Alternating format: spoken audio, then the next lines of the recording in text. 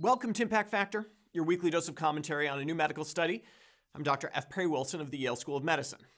September 11th, 2001 was the day I learned the difference between the French word attaque, which you would use if someone attacked someone else, and the word attentat for an attack against a building. The latter was new to me, but blared across every TV screen in Paris, where I had been working as a singing waiter in a gap between college and medical school. The tidbit of knowledge got buried away as I sat watching 24-hour news coverage in a language I was only starting to understand.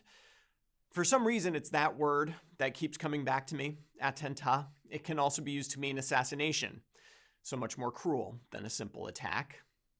It was surreal being out of the country on 9/11.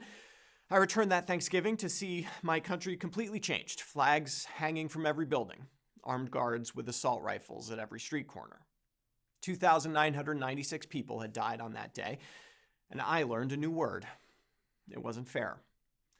The only thing that uplifted me were the stories of heroism, from the epic to the earthly, the boldness of the Flight 93 passengers, the bravery of the Fire Department of New York. 343 firefighters died on 9/11, but thousands more were exposed to debris, particulate matter, fumes, and gases from the collapsed buildings. The World Trade Center site was a witch's brew of carcinogenic compounds, including benzene, arsenic, asbestos, sulfuric acid, phthalate esters, and pesticides. That means the firefighters who survived the events of 9/11 or worked on site afterward might face an increased risk of cancer in the future. Now, 20 years out, we have some fairly robust follow-up on just those statistics, thanks to this paper appearing in BMJ, Occupational and Environmental Medicine. The researchers would follow over 10,000 male firefighters present at the World Trade Center on or just after 9/11. But before we look at the cancer incidents, we have to be aware of the major sources of potential bias here. First, firefighters are not like the rest of us.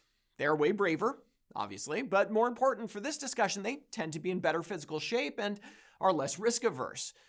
The researchers get around this issue by comparing the FDNY firefighters to another cohort, the Career Firefighter Health Study, examining 8,813 firefighters active on September 11th, but living elsewhere in the country, no exposure to the trade centers. Compared to the New York guys, these firefighters were less likely to be white, more likely to smoke, and more likely to have military combat experience. The other thing to bear in mind is that firefighters who worked at the World Trade Center were and are eligible for free health exams, including blood work and CT scans, even after retirement. That opens the door to surveillance bias. You might catch more cancers than otherwise simply because you're looking closer, not because there's a true difference in incidence.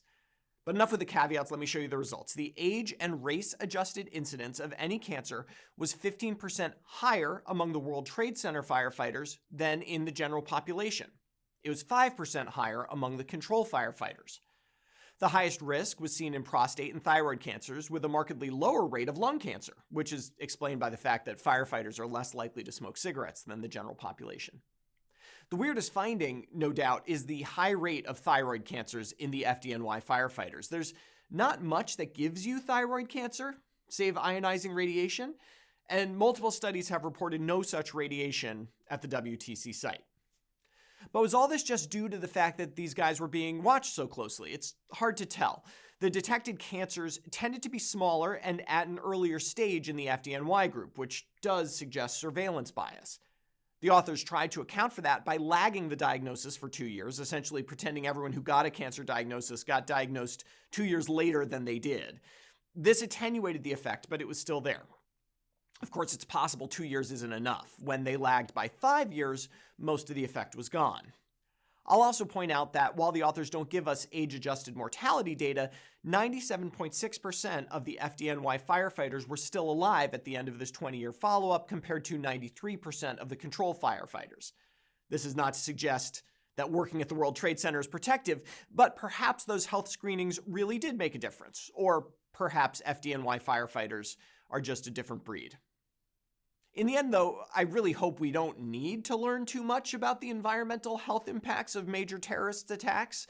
Whether or not these firefighters are at an increased risk of cancer, I don't think anyone can argue that we owe our close and careful attention to their health now and into the future.